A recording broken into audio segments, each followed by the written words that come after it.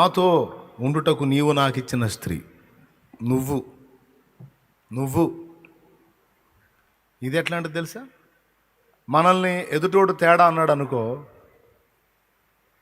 వెంటనే ముందు మనం వాణ్ణి తేడా అనేటట్టు. అసలు నువ్వెందుకు తిన్నావని అడుగుతున్నావు, నువ్వు అసలు నువ్వెందుకు ఇచ్చావేమి నాకు, ఇంత పనికి మళ్ళీ ఇచ్చావేంది నాకు, కాస్త మంచోళ్ళని ఇవ్వాల, పాపం చేసింది తెచ్చి నాకు తగిలిచ్చింది అన్నాడు. ఫస్ట్ తీసుకొని తిందెవరు?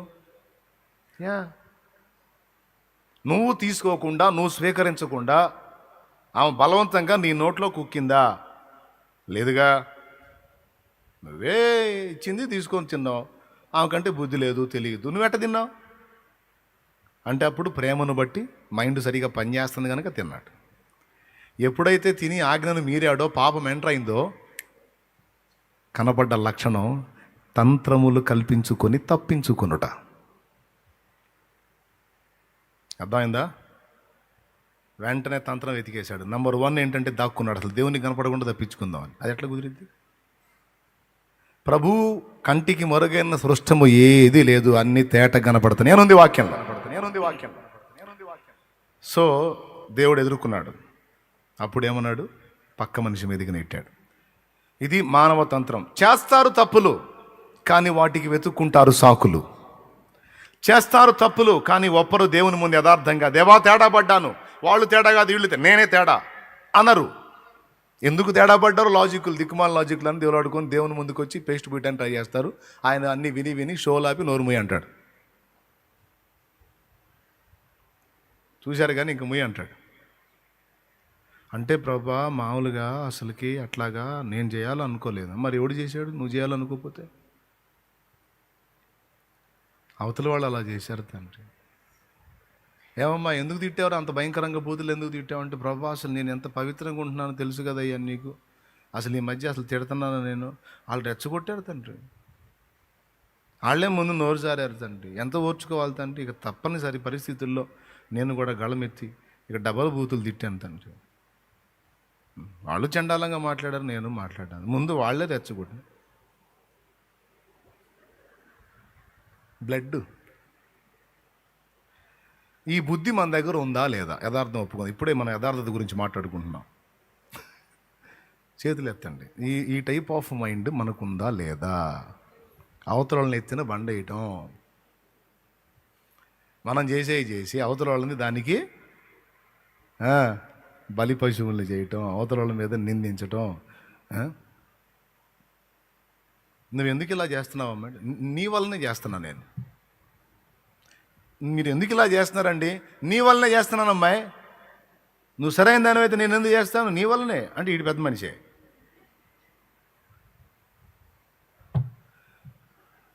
మనుషుడు వ్యవహరించేటువంటి ప్రతి సందర్భంలో ఇవన్నీ వర్తిస్తాయి. కుటుంబ జీవనాల్లో జరిగే విషయాలు కావచ్చు, జాబ్ దగ్గర జరిగాయి కావచ్చు, పనిచేసే దగ్గర జరిగాయి కావచ్చు, ఎక్కడ ఏ తప్పు జరిగినా మన వల్లంటూ ఒక తప్పు జరిగిందంటే మనం ఫస్ట్ వెతుక్కునేది అవతలని ఎత్తుని ఎట్లా వేయాలా అని, లేదా మనల్ని ప్రశ్నించేవాడిని తిరిగి ఎట్లా ప్రశ్నించాలని. మనలో తప్పు పట్టాడనుకు ఇంకా వాడు వదిలిపెట్టాం మనం. కొంతమంది అయితే ఎంత బరి తెగింపంటే,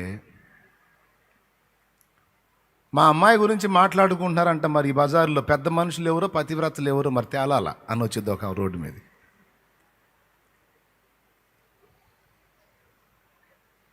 వామ్మో వామ్మో వామ్మో వామ్మో, ఒక ఇంటికి పడేసి ఇచ్చి ఇళ్ళ మొత్తానికి. ఈ బజార్లో పతివ్రతలు అంటే అర్థం బజారు మొత్తం. వామ్మో, వాళ్ళ భర్తలింటి ఏమన్నా ఉందా? అర్థమైందా మీకు నేను చెప్పింది? ఎవరో ఒకళ్ళు అంటారు, కొంచెం నోటి తొందరోళ్ళు, ఫలానా అమ్మ ఇట్ట అంటగా అని. ఆ న్యూస్ ఆమెకు పోయిద్ది. ఇక ఆమె ఆ ఒక్క మనిషితో ఆపకుండా ఏంది బయట చెంగేది ఉంటుంది కదా, ఇట్లా సైడ్లో పెట్టి ఇక రోడ్డు మీదకి వచ్చి రావాలి ఎవరో తేలాలి.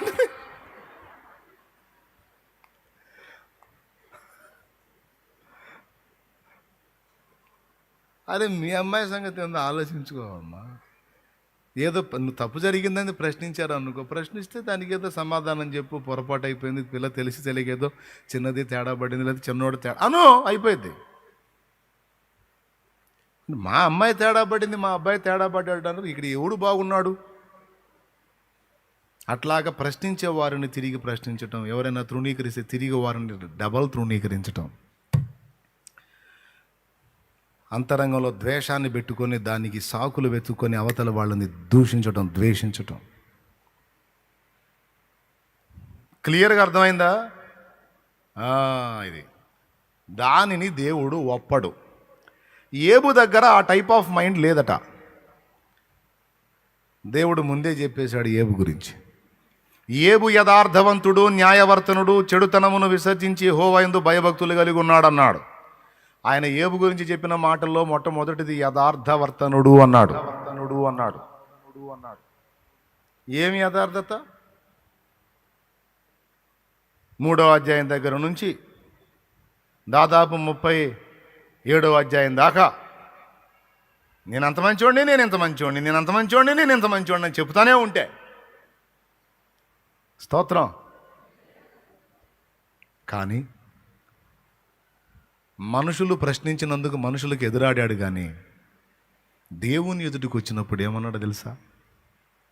వినికిడిని గూర్చిన మాటను బట్టి నిన్ను గూర్చిన వార్త వింటిని, ఇప్పుడు నిన్ను కన్నులారా చూచుచుంటిని, కావున నన్ను నేను అసహించుకొని బూడిదలోను ధూళిలోను పడి పశ్చాత్తాపడుతున్నానయ్యా, నేను ఎంత మాత్రం మంచోడిని కాదని ఒప్పుకున్నాడు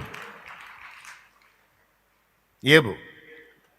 ఇలాంటి మనసు ఏబు దగ్గర ఉందని ముందే ఎరిగి ఏబు యథార్థవంతుడని చెప్పేశాడు దేవుడు. ఏమిటి ఏబు యథార్థత అంటే? తనకు అర్థం కాకపోయినప్పుడు వాదించాడు, కానీ దేవుడు సంగతులు స్పష్టపరిచిన తరువాత ఏబు పశ్చాత్తప్తుడై యథార్థంగా తన తప్పును తను ఒప్పుకొని జ్ఞానము లేని మాటలు చెప్పి ఆలోచన నిరర్ధకం చేయుచున్న వీడెవడు? నా బుద్ధికి మించిన సంగతులను గురించి నేను మాట్లాడానయ్యా, తేడాపడ్డాను. నేనేదో మంచోడిని అనుకున్నాను, కానీ లేదయ్యా, నేను మంచోడిని నిన్ను అసహించుకోవడానికి ట్రై చేశాను, కానీ నన్ను నేనే అసహించుకుంటున్నాను. నేను పశ్చాత్తాపడుతున్నాను అంటే అర్థం ఏంటి? నేను పాపం చేశాను అని. అది యథార్థత అంటే. కానీ ఈ పని స్నేహితులు చేయలే. ఫీలింగ్ ఇచ్చారు. దేవుని పక్షమున మేము వాదించాం, మేమంతా ఇంత అని అంచనా వేసుకున్నారు. అప్పుడు దేవుడు ఏమన్నాడు తెలుసా? ఏబు పలికినట్లు మీరు యుక్తమైనది పలకలేదా? ఏబు పలికిన యుక్తమైన మాట ఏంటి? స్నేహితులు పలకని ఆ మాట ఏంటంటే,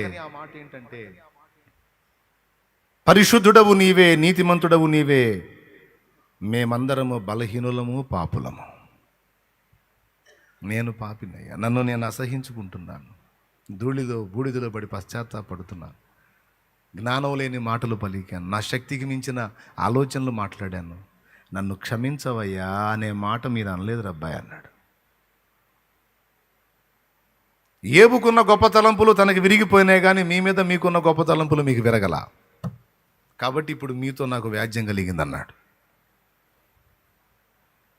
ఏంటి ఏ పలికిన యుక్తమైన మాట అంటే? యథార్థంగా తన స్థితిని తను ఒప్పుకున్నాడు. అది వీళ్ళు ఒప్పుకోలా. ఏ నరుని గురించైనా దేవునికి ఇదే వ్యాజ్యం. దేవుని ముందుకు వెళ్ళినప్పుడు ఎప్పుడైనా గుర్తుపెట్టుకో, దైవజనుని ముందుకు వచ్చినప్పుడు, దేవుని ఎదుటికి వచ్చినప్పుడు కూడా వంచన మాటలు మాట్లాడకుండా, కవరింగ్ చేయటానికి ట్రై చేయకుండా, కుంటి సాకులు దేవులాడి వేషధారణ కప్పిపుచ్చడానికి పేస్టులు పోయకుండా ఉన్నది ఉన్నట్టు యథార్థంగా దేవుని ముందు ఒప్పాలి. దైవజనుడికి కూడా యథార్థంగా ఉన్న సంగతి ఉన్నట్టు చెప్పాలి. అప్పుడు పరిష్కారం చెబుతాడు. దేవునికి స్తోత్రం. కపట నాటకాలు ఆడకూడదు, దేవుని ముందు ఆడకూడదు, దైవ ప్రతినిధిగా ఉన్న దైవ జనుని ముందు కూడా ఆడకూడదు. ఉన్నదన్నట్టు ఓపెన్ హార్ట్. దీన్ని మనం దేవుని పిల్లలంగా సాధన చేయాలి.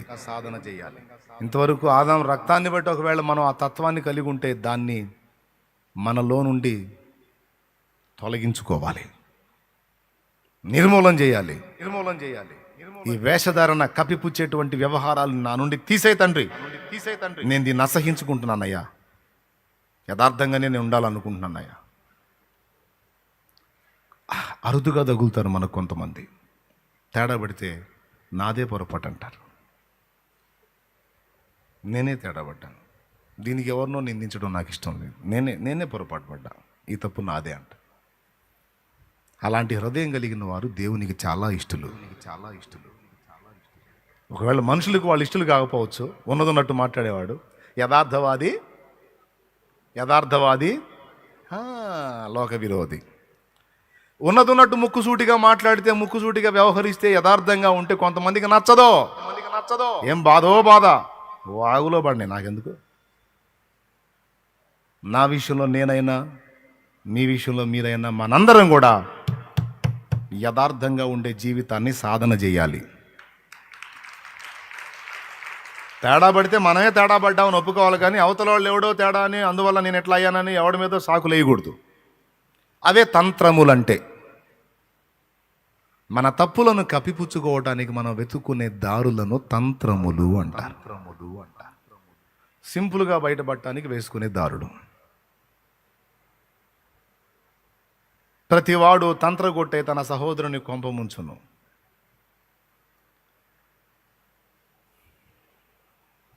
ఇదేంటో తెలుసా? పక్కవాడి యొక్క భార్యని, సంబంధించినటువంటి వస్తువుల్ని, పొలములను, లేకపోతే ఇంకొక దాన్ని పొరుగువాని దాన్ని స్వతంత్రించుకోవడానికి తంత్రాలు వెతుక్కోవటం కూడా ఉంది. అవతలవాడి కొంప నిలువున ముంచేస్తాడన్నమాట తంత్రగొట్టు. వాడికి అర్థం కాదు. కొంప ముంచడం అంటే ఏంటో తెలుసా? వాడి కాపురాన్ని తీసేస్తాడు. ఇంటికి దీపం ఇల్లాలంటారు కదా, వీని ఇల్లాలు ఇంకొకరిని వశం అయిపోతే ఇల్లు దీపం ఆరిపోయినట్టేగా. కాపురాలు నిలువునా తీసిన వాళ్ళు ఉన్నారు, పచ్చని కాపురాలు నిప్పులు పోసిన వాళ్ళు ఉన్నారు, ఒకని భార్యను మరొకడు వశం చేసుకున్న చరిత్రల్లో ఉన్నాయి.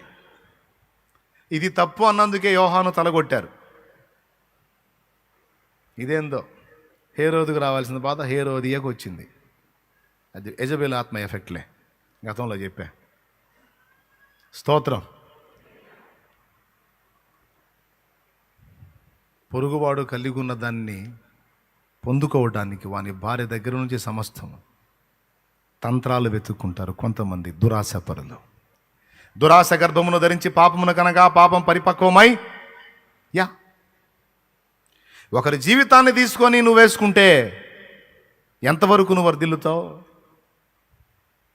ఒక కుటుంబాన్ని ఆర్పి మళ్ళా ఒకరు కుటుంబాన్ని పొందుకుంటే నువ్వు ఎంతవరకు దానిలో మనుగడ సాగిస్తావు? ఎంతవరకు దీవించబడతావు? వర్ధిల్లో ఎదుటి వాళ్ళని నాశనం చేయటానికి కల్పించే తంత్రాలు. భార్యని, లేకపోతే ఆస్తుల్ని, లేకపోతే డబ్బుని, లేకపోతే పొలములను స్వాధీనపరచుకోవడానికి వేసే తంత్రాలు వేరు. కొంత నష్టం.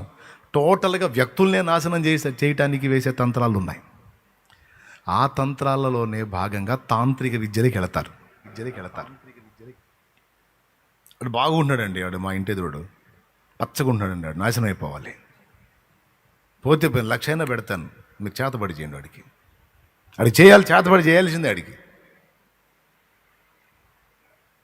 కక్షలు ఎంత దారుణానికి, అసూయలు ఎంత దారుణానికి తీసుకెళ్ళి తెలుసా? ఈర్ష్యలు. ప్రేమ మరణం అంత బలవంతమైనది, ఈర్ష్య పాతాళం అంత లోతైనది అన్నాడు. ఆ ఈర్ష్యతో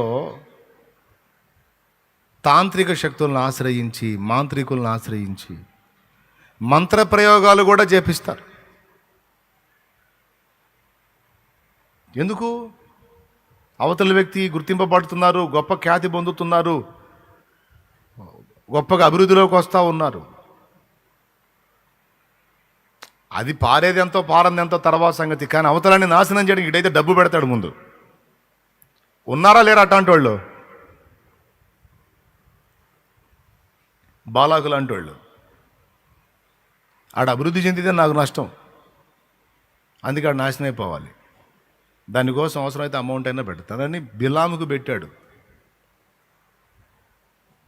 బిలాము సోది సొమ్ము తీసుకొని ఈ వ్యవహారం అంతా చెప్పిపోయాడు. డబ్బు తీసుకొని ఏమయ్యాడు? వాడే తెచ్చాడు. తర్వాత ఇశ్రాయేల్ జనాంగాన్ని కూడా నాశనం చేశాడు. ఐడియా చెప్పాడు, తంత్రం. జనాల్ని నాశనం ఎలా చేయాలో, ఏ దేవుడు వాళ్ళని దీవించి ఆశీర్వదించి తోడై ఉన్నాడో అదే దేవుడు వాళ్ళని నాశనం చేయాలి తప్ప ఎవ్వడి వల్ల కాదురా. వాళ్ళని ముట్టాలంటే అమ్మో కత్తి తీసుకొని లైన్లో ఉన్నాడు. అర్థమైందా? కత్తి తీసుకొని లైన్లో ఉన్నాడు రా నాయన, కష్టం. మరేం చేయాలి? వాళ్ళ దేవుడికి కోపం వచ్చే పనులు వాళ్ళ చేత చేయించాలి. ఇప్పుడు సైతాన్ గారు చేస్తుంది అది మన దగ్గర.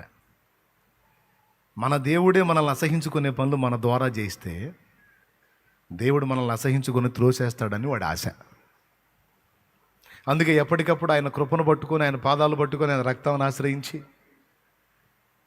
మనం పెనుగులాడుకుంటున్నాం. బోధ పరిశుద్ధాత్మ అది నేర్పుతున్నాడు, ఆయన పాదాలు వదలొద్దు అని.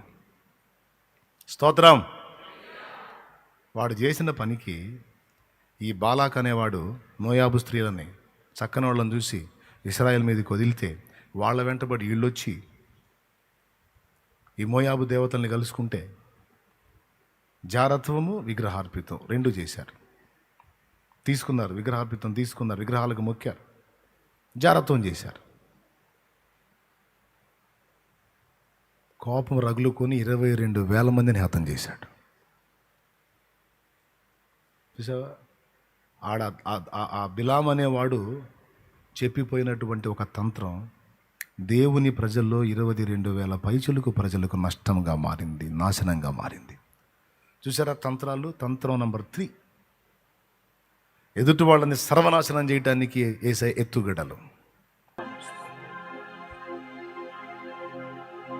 ఆయన నిన్ను బాగు చేసేవాడై ఉన్నాడు. మెళకు కలిగి ఉండవు. వాడి తంత్రాలను పసిగట్టు. దేవునికి నిన్ను దూరం చేయాలని వాడు చేస్తున్న ఎత్తుగడలు గుర్తించి తిప్పికొట్టు. రకరకాల తంత్రాలు నీ కళ్ళకి కల్పించాడు, సూత్రాలు కల్పించాడు. నీ కళ్ళని మాయ చేస్తున్నాడు వాడు, నీ ఆలోచనలను ప్రభావితం చేస్తున్నాడు, నీ టైంని పాడు చేస్తున్నాడు. తిప్పికొట్టు వాడిని. కలుసుకో దేవుణ్ణి, కలుసుకో దేవుణ్ణి, హత్తుకో దేవుణ్ణి. లోకములో నుండి నిన్ను ప్రత్యేకించుకున్నాడు బిడ్డ. లోకములో నుండి నిన్ను ప్రత్యేకించుకున్నాడు. లోకములో నుండి నిన్ను ప్రత్యేకించుకున్నాడు. లోపాలుంటే ఒప్పుకో, పాపాలుంటే క్షమాపణ అడుక్కో, దిద్దుకో. నువ్వు ఎవరైనా క్షమించకపోయి ఉంటే వారిని ఈ రోజున క్షమించు. నీ ఎడల పొరపాటు పడ్డ ప్రతి ఒక్కరిని క్షమించు.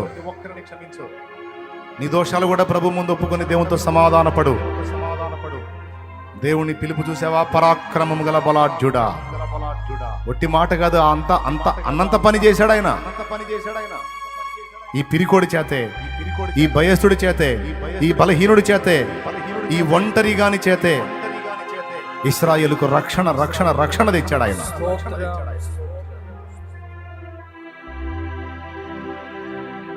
ప్రార్థన చేద్దాం. తలలు వంచి కళ్ళు మూసి అందరూ కూడా స్తోత్రం స్తోత్రం ప్రార్థన. పరిశుద్ధుడైన తండ్రి, ప్రేమ కలిగిన ప్రభువా, నీకు వందనాలు అయ్యా. శుక్రవారపు దినాన నీ దాసుని వాడుగా మాతో మాట్లాడినందుకు నీకు స్తోత్రాలు ప్రభువా. మళ్ళొక్కసారి నీ వాక్కును మాకు వినిపించినందుకు కృతజ్ఞతలు చెల్లిస్తున్నా. ఏ విధమైన తంత్రాలు మేము ఏర్పాటు చేసుకొని దేవానికి విరోధంగా పాపం చేస్తున్నామో, యథార్థతనున్నాయన దూరం నుంచి తొలగిపోతున్నామో, దయచేసి దాని నుంచి మమ్మల్ని విడిపించండి ప్రభువా.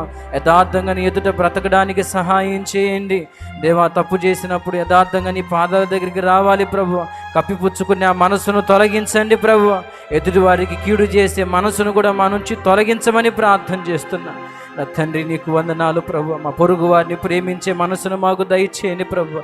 నువ్వు ఎలాగైతే మమ్మల్ని ప్రేమించి మా కొరకు నీ ప్రాణాన్ని అర్పించావో, మా సహోదరుల కోసం, మా వారి కోసం దేవా, మేము కూడా నాయన ప్రాణాలు అర్పించేంత తీర్మానంలోనికి మమ్మల్ని నడిపించమని ప్రార్థన చేస్తున్నాం. రెండవదిగా సాతాను తంత్రాలను గురించి మీరు మాట్లాడి ఉన్నారు ప్రభువా.